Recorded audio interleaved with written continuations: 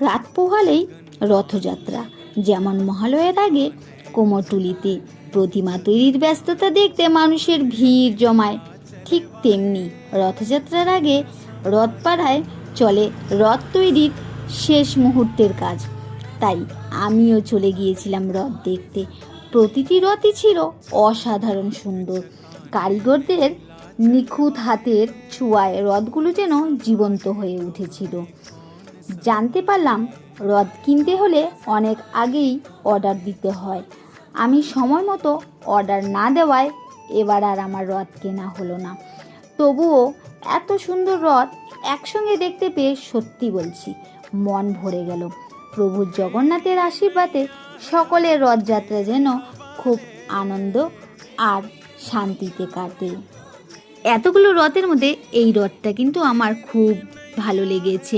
আমার জগন্নাথ দেব কিন্তু এই রথের মধ্যে পুরো সুন্দরভাবে বসে যেত, কিন্তু কপালে ছিল না এই রথটা, তাই খুব মনটা খারাপ হয়ে গেল। অনেকক্ষণ বসে তোড়জোড় করলাম, কিন্তু কিছুতেই দিল না।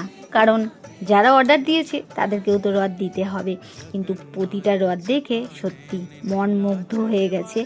জানা রইল যে প্রতি বছর রথের 10 দিন আগেই রথ তৈরি করতে দিলে রথ মেলে।